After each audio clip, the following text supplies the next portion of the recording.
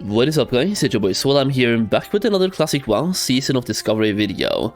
So today we have some news, it's really fast. First of all, we have some news about the Shaman stuff and Paladin stuff. Basically, people noticed that Alliance, we got the Windfury totem from Horde, but Horde didn't really get any of the Paladin equivalents to their side. So today we have a quick update on that, and apparently Hordes are now getting the Paladin equivalents, and apparently that was always a plan, which we'll take a look at in a second. And we have the Wowhead Talent Calculator, which now features the ability to check out the runes and where they will be enchanted. So basically, if you have seen my video where I go through every single rune we get in Season of Discovery, we can't use every single rune. They have certain places that they'll be enchanted, so you'll have to make a choice, and you can't mix and match the way you personally want. It's based on where they are enchanted. So first of all, let's go through the news one by one, and number one is obviously Horde getting Paladin stuff, and in this case it's Horde getting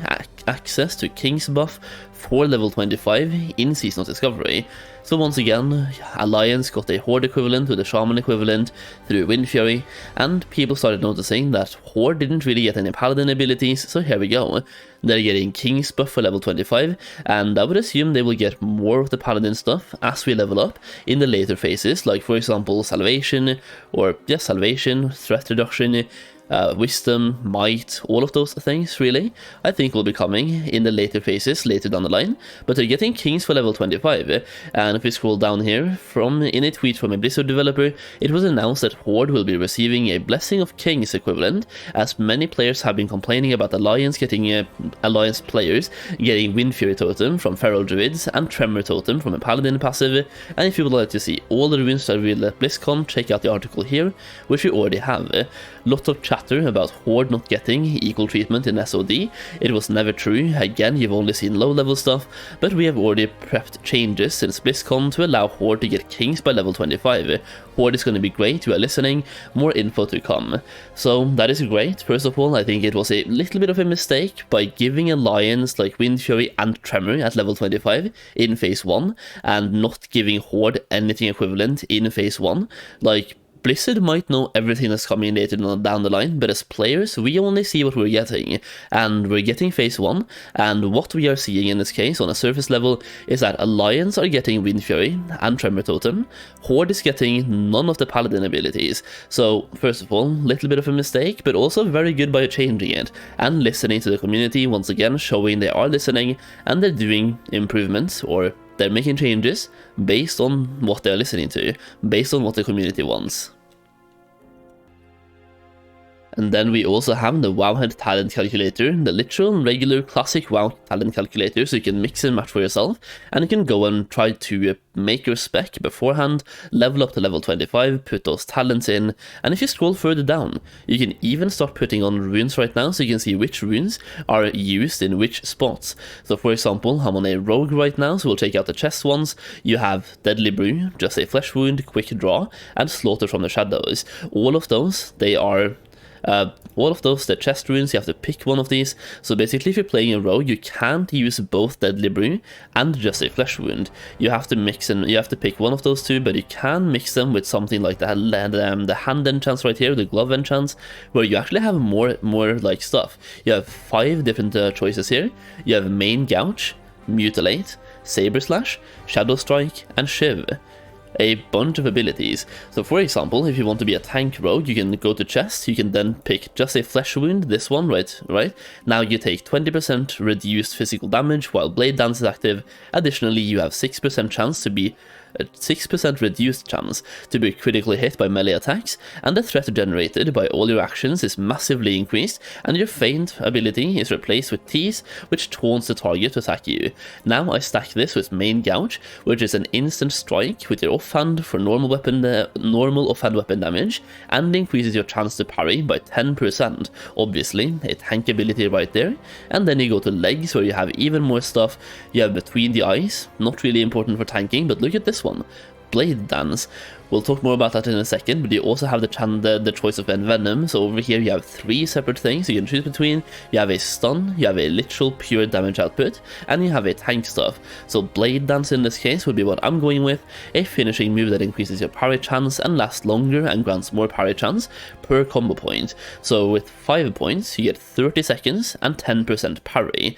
So as you can see, all of these, they give you a bunch of parry. This one is just 20% reduced damage overall, then you have Main Gouge for 10% chance to parry, and then you can use this one for another 10%.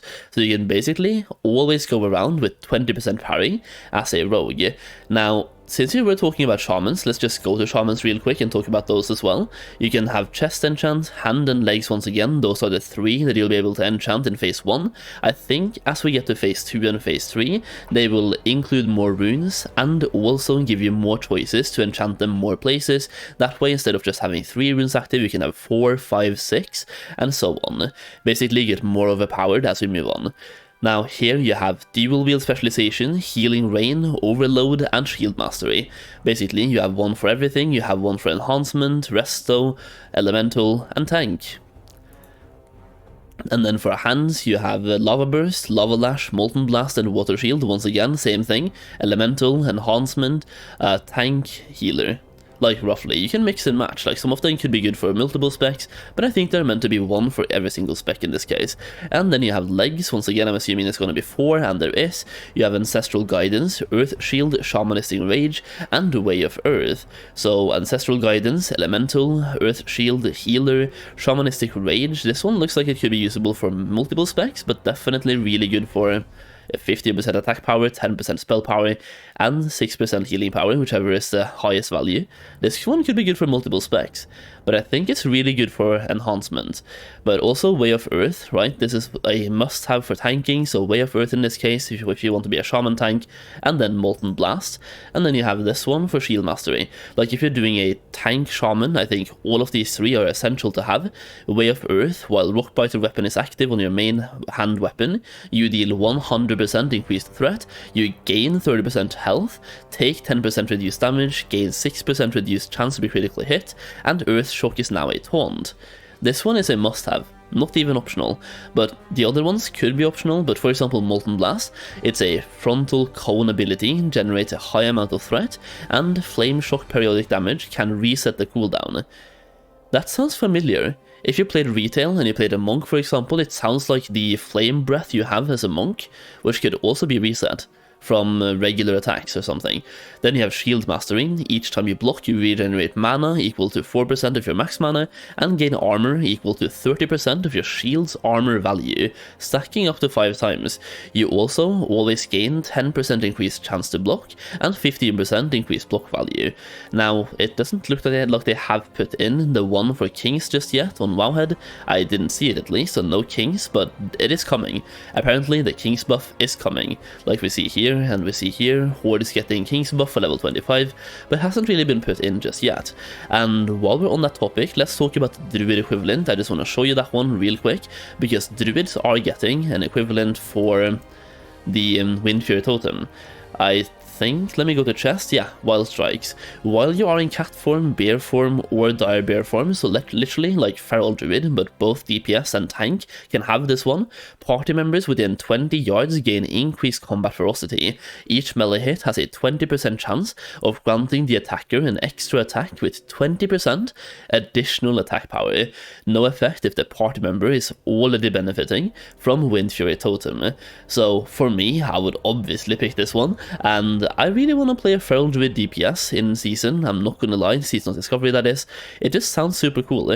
For example, you have this that I just talked about, it's super good. Everyone will want you in the party because of this. And then you have Mangle. Literally something as small as Mangle is not really small. It makes such a massive difference. Mangle the target for 160% normal damage, and cause the target to take even more damage from bleed effect and shred for 1 minute. That is so massive. So definitely picking Mangle in this case. Then you have Legs, which you have Savage Roar, increasing physical damage done by 30%. Like, how insane are Feral Druids going to be? I don't really, yeah, it's going to be cool.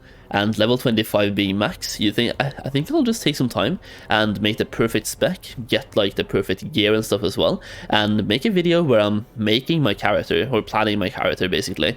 But I wanted to talk about this today. The Shaman stuff is massive. Horde getting access to Paladin stuff, really good once again.